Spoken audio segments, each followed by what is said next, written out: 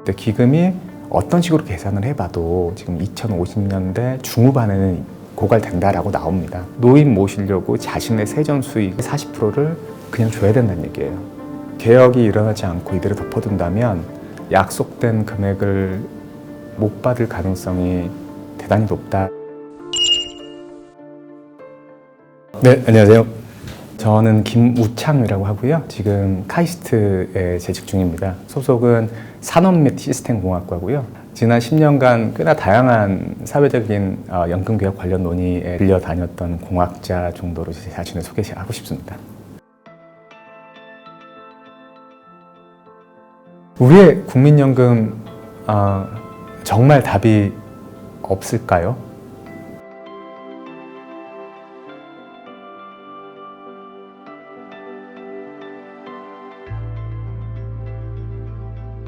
지금 우리 국민연금이 1980년대 후반에 도입이 됐으니까 이제 35년, 36년 뭐 이렇게 됐거든요. 이 정도 지났으면 그래도 어느 정도 제도가 이제 정착이 된 거고, 2024년 말 기준으로 우리나라 국민연금 기금이 1,200조를 넘길 것 같거든요.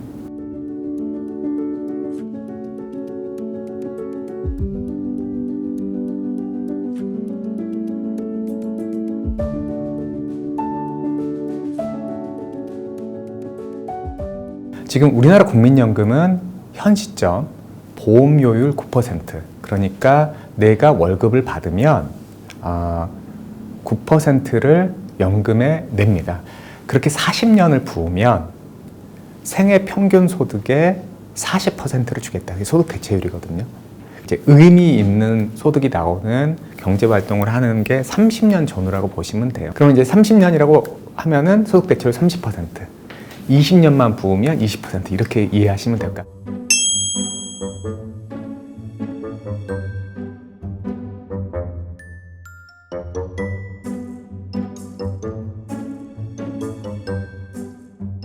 같은 경우는 27만 원을 내면은 108만 정도 받고 20대부터는 쭉 90만 원대가 된다만 2035년 이후 출생부터는 기금이 없어서 보험료를 30% 이상 내야 된다. 이것도 사실인 거죠. 이대로 간다면 그래야겠죠. 그러니까 굉장히 큰 가정 하나를 하자면 제대로 안 바꾸고 그리고 국가는 약속된 돈을 주는데 그거를 다음 세대에 보험료로 걷는다라고 하면 그 수치가 나오겠죠. 우리가 다시 한번 그 숫자를 보면 50대까지는 그럭저럭 제도 개혁이 없어도 국가에서 약속한 돈을 사망시까지 웬만큼 받아가실 수 있을 거예요. 40대도 사실은 완전히 안전하지는 않고요. 30대 초중반부터는 국가가 정말로 급여를 깎지 않고 진짜로 준다고 하고 다음 세대가 그걸 오롯이 내준다고 한다면 90년생이 연금을 받기 위해서 2055년에 경제활동을 하고 있는 젊은 세대는 보험료가 한 30%쯤 될 겁니다. 그 해부터.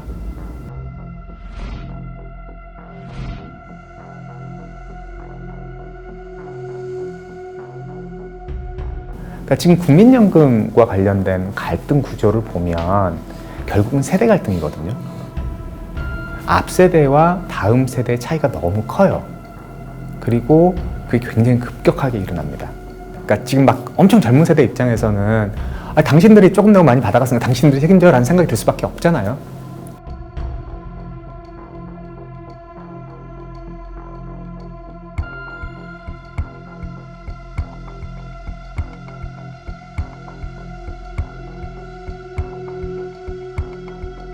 부모님하고 자식하고 누가 더 이익인가 따지는 게 되게 이상한 일이지 않아요?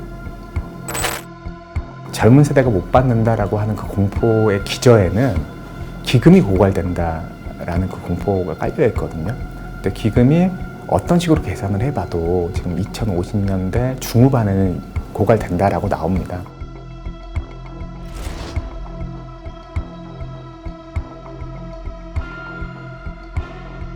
(21대) 국회 종료되기 한 2, 3일 전에 김주표 의장님께서 긴급 기자회견을 하시면서 이제까지 단 한 번도 공식적으로 공개되지 않았던 국민연금의 미적립 부채를 그냥 공개해버리십니다.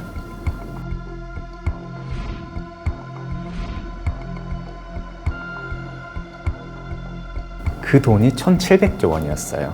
작년 5월 기준으로. 우리나라 GDP가 작년에 2,400조였거든요. 거의 GDP의 80% 정도가 모자라는 얘기예요. 국민연금공단이 현재 기금이 한 1,100조, 1,200조, 거기에 1,700조를 더하면 그 사이 빚이 더 늘었으니까 계산이 편해서 1,800조라고 한다면 오늘 기금이 3,000조가 있어야 된다는 얘기인 거예요.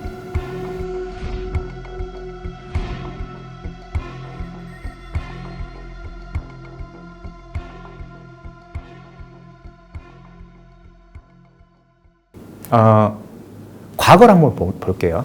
국가는 국민연금 제도를 강제로 도입을 하고 국가가 내 돈 뺏어가는 거 아니야? 이런 제도에는 처음에는 당연히 조금 후하게 할 수밖에 없어요. 어쩔 수 없습니다. 최초는 70%였어요. 그게 이제 김대중 정부에서 60%로 낮추고 그다음에 노무현 정부에서 40%로 낮추고 근데 어느 날 갑자기 뚝 떨어뜨릴 수가 없으니까 조금씩 낮춰가는 과정에 있고 노무현 정부의 개혁은 2028년에 완성이 됩니다. 보험료는 최초에 3%, 그 다음에 6%, 그리고 9% 이렇게 올라갔거든요. 여기에서 그러니까 이런 표현이 옳지 않다는 걸 압니다만 그래도 수치적으로 보면 요거는 누군가가 조금이라도 많이 받아갔기 때문이잖아요.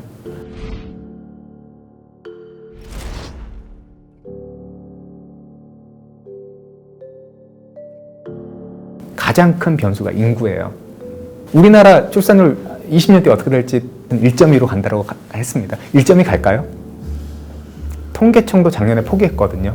죄송한데 모르겠어요 했거든요. 기금이 고갈되는 즈음에서 경제활동하는 인구 수 대비 노인의 인구수가 너무 안 좋아요. 노인 부양비라고 하는데요.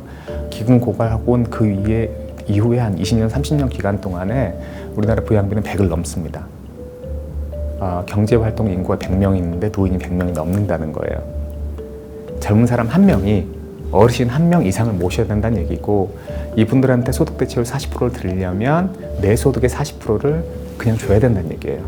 그 사회에서 젊은이들이 글쎄요, 애를 낳을까요?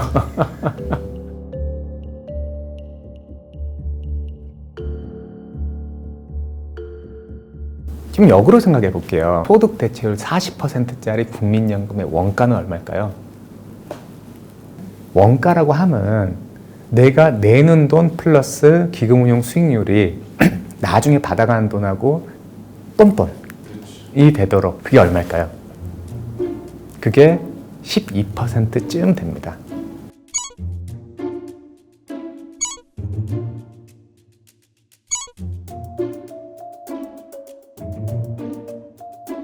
그래서 그 지난 21대 국회 마지막 즈음에 양당에서 연금 모수 개혁에 대한 그런 얘기를 하셨는데 대체로 이 보험료는 한 13%, 소득 대체율은 한 43에서 45, 요 정도까지 가까이 가셨어요. 더 많이 받고 싶으면 더 많이 내는 건데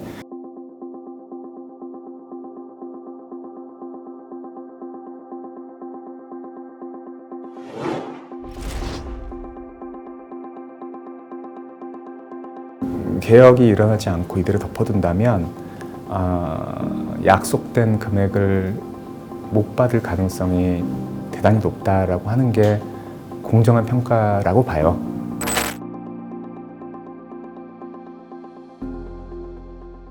소득 대체율을 좀 올려요. 44, 45 정도로. 그게 이제 사회적 합의가 일어날 가능성이 있는 지점이니까 그러면 당연히 가입자는 보험료 13은 내야겠죠. 원가는 내야죠, 우리가. 그리고 기금운용 수익률이 작년 11월 것까지 공개가 됐는데 평균 한 6.5%쯤 됐어요, 연평균. 근데 이제 그거는 지난 2년 동안 장이 좋아서 그런 거고 그 한 6% 정도로 보는 게 맞거든요.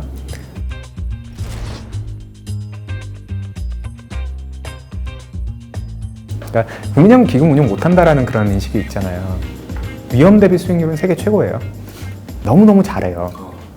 국민연금공단은 열심히 하셔가지고 과거에 했던 수익률 정도는 하시라. 연평균 6%는 하시라.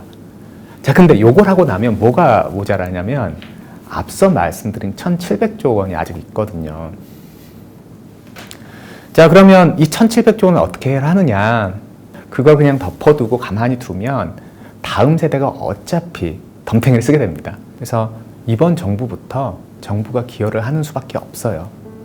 그러면 필요한 게 연간 GDP 1%입니다. 정확히 제 계산은 개혁이 당장 오늘 일어날 수는 없으니 2030년부터 개혁하는 거를 저는 가정을 했는데요. 2030년에 정부부터 쪼개서 분할해서 갖자 이런 개념이에요. 그렇게 되면 지금 뜨는 그림처럼 기금이 영속되거든요. 기금이 영속되는 건 뭘 의미하냐면 인구 구조의 변화에 상관없이 이 제도는 유지가 된다는 거예요.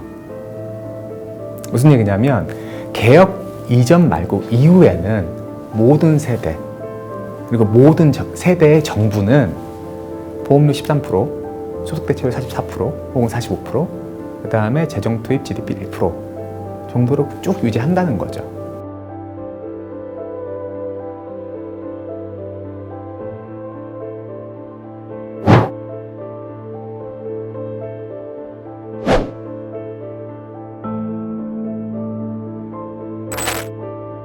재정 투입하지 않는 게 최선이에요. 근데 하지 않는 방법을 우리는 놓쳤습니다.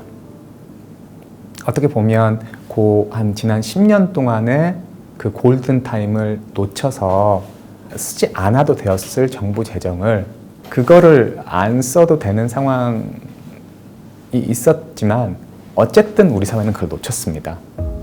이게 현재 우리 사회가 가지고 있는 어떠한 안도 정부의 재정 투입은 시점의 문제일 뿐 그냥 기정사실이에요. 자, 그러면 어차피 재정 투입이라고 하는 게 기정사실이 됐음을 우리가 인정만 한다면 빨리 하면 되죠. 단군 이래로 가장 경제활동 인구가 많고 가장 부강한 현재의 정부부터 기여를 하자는 거죠. 그래서 계산을 해보면 그 앞서 있었던 1,700조라는 미적립 부채는 정부가 기여를 하기 시작하면 그냥 사라집니다. 저도 그리고 정부니까 재정 투입해야 된다 이런 주장을 하는 것 절대 아니에요. 다만 현실을 인식하는 것이 굉장히 중요한 것 같아요.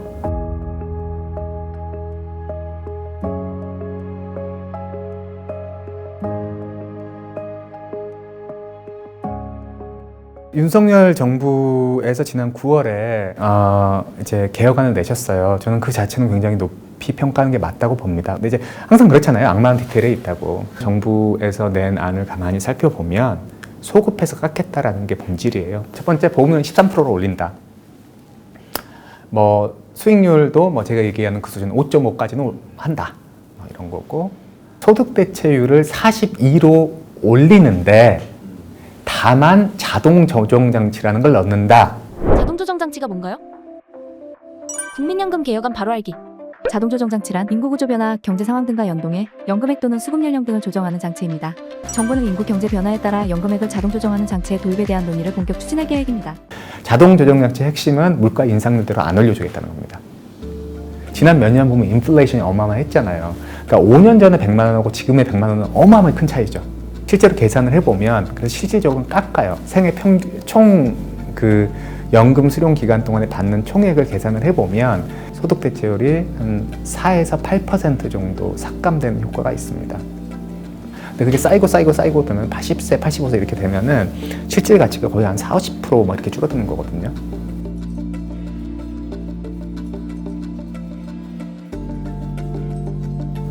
차라리 그럴 거면 소득 대체율을 그냥 깎자라고 얘기하는 게 저는 맞다고 봐요. 그래야지 내가 인생의 계획을 세우죠. 나는 진짜 노동력이 없어요. 병원비는 줄일 수가 없어요. 근데 국가가 그렇게 해버리면 글쎄요, 그게 보류장 아닌가요? 공적연금의 가장 큰 가치는 개개인이 가진 리스크를 사회가 분담한다는 게 있거든요. 내가 직접 운영하면 내가 일찍 죽을지 늦게 죽을지도 모르는데, 근데 모든 국민이 가입하기 때문에 개인의 그 위험이, 불확실성이 사회가 품어주는 거죠. 개인 입장에서는 그게 굉장히 큰 이득이고요. 사회적으로 보면 노인들이 소비를 할 수 있고 65세까지 열심히 일해서 연금을 받을 정도가 되면 그때는 인간적으로 우리 좀 돈 좀 쓰고 부인하고 손잡고 산책 나가서 어디 맛있는 것도 먹고 애들 오면 어머 이쁘다 그러고 뭐 얼마라도 쥐어주고 그렇게 살아야죠. 그러니까 경제를 넘어서는 삶의 질, 그리고 궁극적으로는 이 사회가 지향하는 바가 무엇인지가 우리가 연금을 바라보는 관점에서 드러난다고 저는 생각해요. 누구나 노인이 되거든요.